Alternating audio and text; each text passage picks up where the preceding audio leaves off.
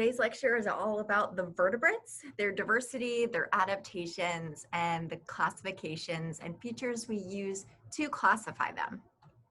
So first, let's orient ourselves with where we left off discussing our invertebrates. Here in our phylogenetic tree, we have the echinoderms, the sea stars, the sea urchins in the phylum Echinodermata. If you remember back to our discussion last time, we classified these as deuterostomes. Okay, so they represent a sister taxon to the chordates. Okay, so therefore the echinoderms are our closest living relatives that are invertebrates to the chordates. So specifically, we're going to talk about what differentiates the chordates from other deuterostomes. So let's get into some definitions and characteristics. Here we have the embryonic stage to our chordates.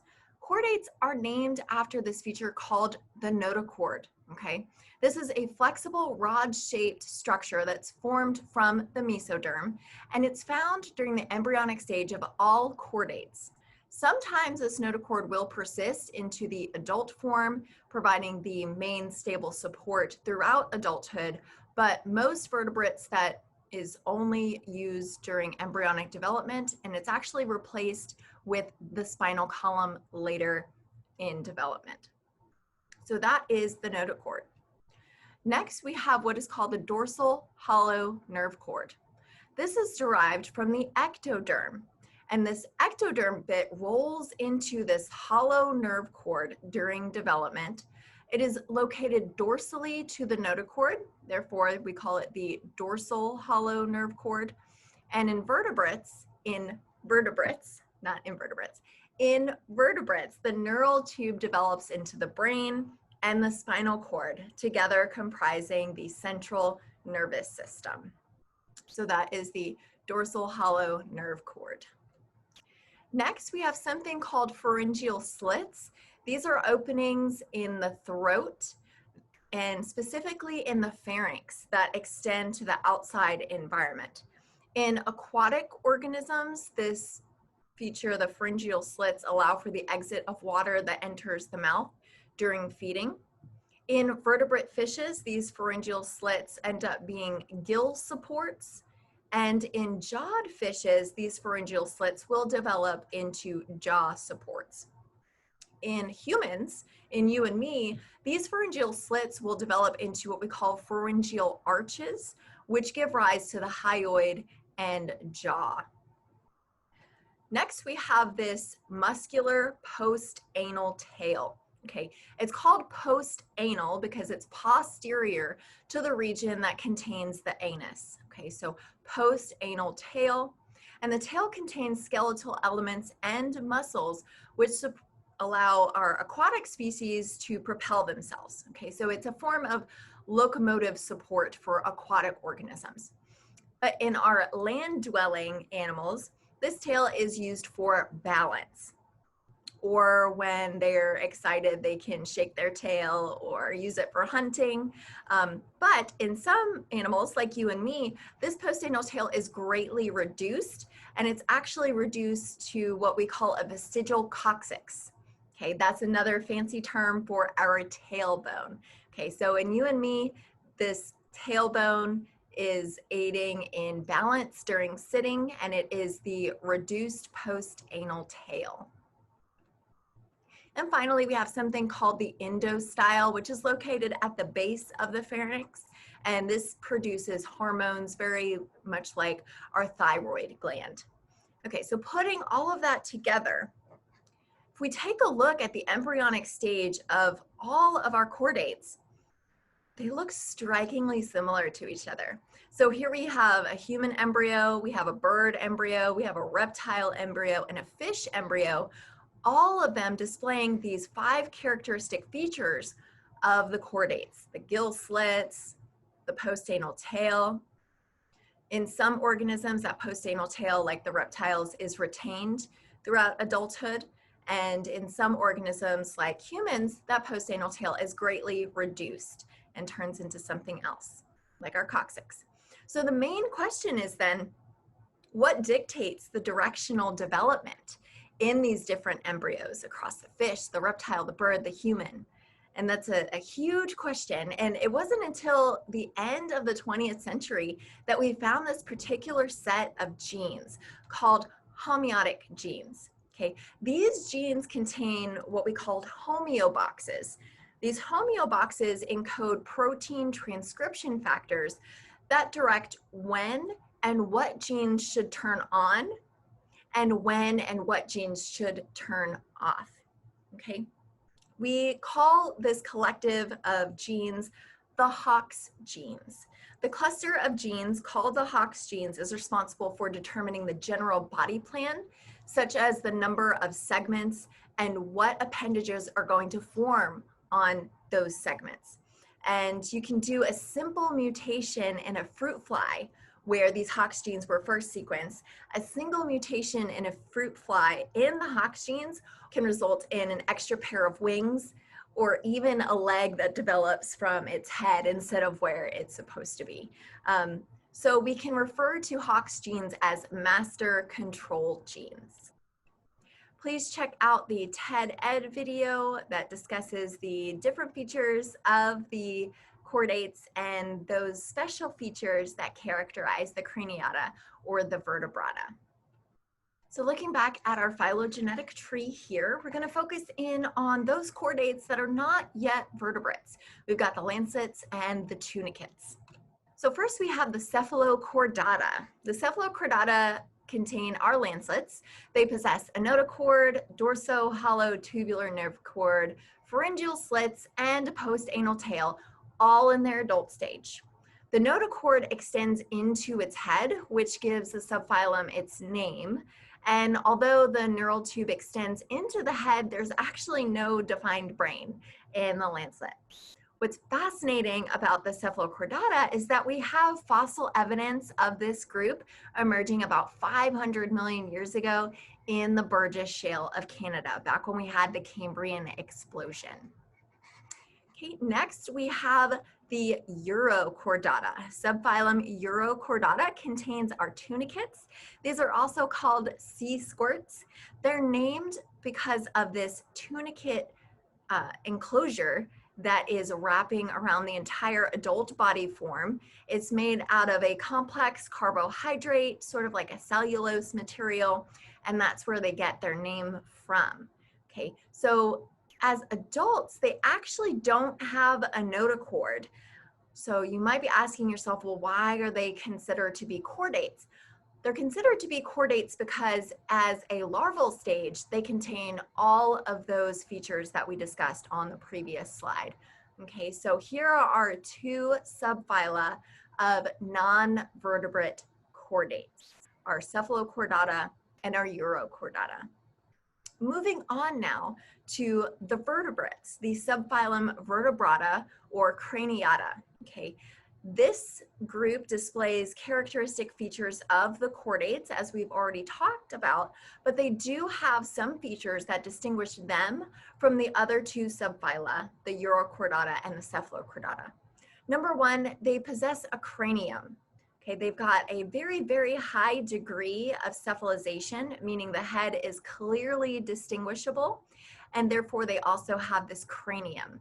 A cranium, by definition, is a bony, cartilaginous, or fibrous structure surrounding the brain, the jaw, and the facial bones. Okay, so a cranium could look different depending upon what type of vertebrate you're talking about.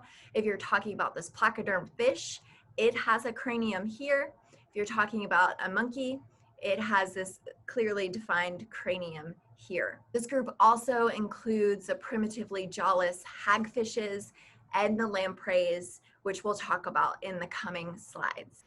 Okay. Also within the vertebrata is the presence of a vertebral column.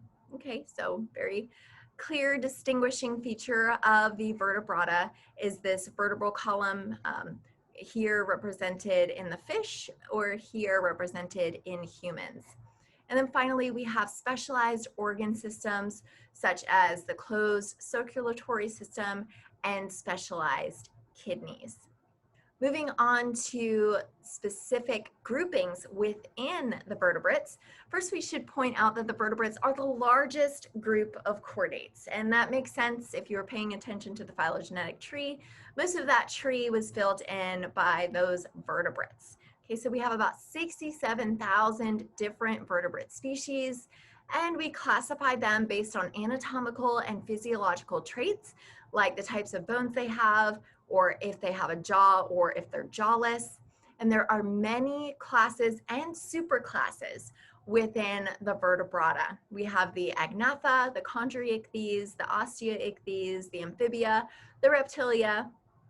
We used to have the aves, but now the aves are rolled into reptilia, and we have the mammalia. Okay, so we'll get to talk about most of these during this lecture. So next, let's dive right in to the first representatives within the vertebrates. We have our hagfishes and the lampreys. We call this group the jawless fishes. They are the superclass Agnatha. Okay, Agnatha means without a jaw. And the superclass Agnatha represents the most ancient vertebrate lineage that arose over 550 million years ago. The defining features of the jawless fishes are the lack of jaws and the lack of paired lateral appendages or fins. Okay, they also don't have any internal ossification, so no real hard bones, and they also lack scales. First, we have the myxini, which are the hagfishes. The hagfishes have lost their vertebral column, but they do have a cranium. Therefore, we still consider them vertebrates. We also have within the jawless fishes the lampreys. Okay, so this is a parasitic lamprey that's parasitizing a fish here. And so both of these classes are considered our jawless fishes. Next, we have the class chondriichthyes. Okay, we call this group gnathostomes. Our gnathostomes, or gnathostomes, however you want to pronounce this, represents our jawed fishes. Gnathostomes means jaw mouth. And these are all of the vertebrates that possess true jaws. The acquisition of a true jaw represents a huge milestone in the evolution of the vertebrates. And in fact, one of the most significant developments in early vertebrate evolution was the development of the jaw. And we can simply define a jaw as a hinge structure that is attached to the cranium that allows the organism to grasp and tear its food. So first up, when we're discussing the gnathostomes, we have the class chondriichthyes. Chondriichthyes, all of them are jawed fishes that possess paired fins and a skeleton made of cartilage. That's where they get their name, chondri meaning cartilage. They're very, very morphologically diverse. We have about 1,000 species within the class chondriichthyes. You are going to recognize these as sharks and rays, as well as some sawfish and skates represented here. They're a pretty ancient lineage. They arose about 370 million years ago within the Devonian period. Interestingly, they are ovoviviparous. So if you remember back to when we were talking about animal reproduction, those animals that are ovoviviparous have fertilized eggs that are retained in the oviduct of the mother's body, and the embryo is nourished by the egg yolk. And the egg will hatch internally, and the young are born alive. So it looks like vivipary, but actually there was an egg that was retained inside of the mother. In general, most of these organisms have a caudal fin. Okay, so caudal fin simply means a tail fin. And they have this fusiform body shape, which means that they're shaped like a bullet, so they can speedily locomote through the water. They also have this thing called the lateral line. And the lateral line is a row of sensory structures used to detect movement and vibration in the surrounding water. It is considered to be functionally similar to hearing in terrestrial vertebrates. So this lateral line is a way for the chondriichthyes and fish, as we'll talk about, to sense their water environment. Next up, we have the superclass osteichthyes. These are our bony fishes. You can break that word down with osteo meaning bony and ichthyes meaning fishes. They are characterized, of course, by a bony skeleton, and the vast majority of present-day fishes belong to this group, which consists of approximately 30,000 different species. They have an ossified skeleton with specialized bone cells that you know to be osteocytes. And the skin of bony fishes is often covered by overlapping scales, and there are glands in the skin that secrete mucus that will reduce drag as the animal swims through the water. They also have this thing called a swim bladder, and the swim bladder is a gas-filled organ that is derived from a pouch from the gut, and it helps to control buoyancy. Just like the chondriichthyes, our osteichthyes also have that lateral line system that allows them to sense vibrations in their environment. So let's go back to our phylogenetic tree, and we see that we have something called the actinopterygii, the ray-finned fishes, and the coelacanths. Okay, both of these are within the superclass osteichthyes. So let's talk about these in depth.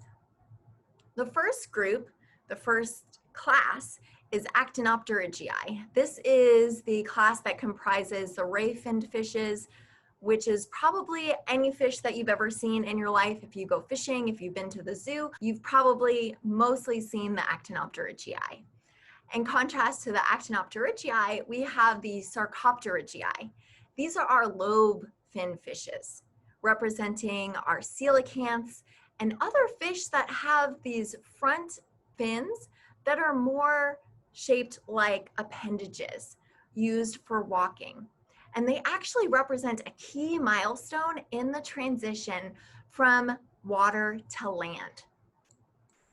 So the evolution of tetrapods began about 400 million years ago in the Devonian, with the earliest tetrapods like the Ichthyostega here, okay? They change in their body plan for breathing and navigating water to a body plan that's enabling the animal to live on land, okay? This represents the most profound evolutionary change in the lineage of animals. And it all started with the lobe-finned fishes, the sarcopterygians. You can see here represented in this phylogenetic tree, we have a split with our ray-finned fishes today represented like our goldfish here. And then going to the right are sarcopterygians, which have various morphological adaptations that look closer and closer to our living tetrapods, which are those animals with 4 limbs. So let's talk about those animals with 4 limbs, okay? So over here, we have moved on to the characteristic of having 4 legs, okay? Tetrapods represent anything that has 4 limbs, even those animals who no longer need those 4 limbs to be planted on the ground, like our birds or even you and me. Okay, it all started with the amphibians. Okay, so let's talk about the frogs and the salamanders.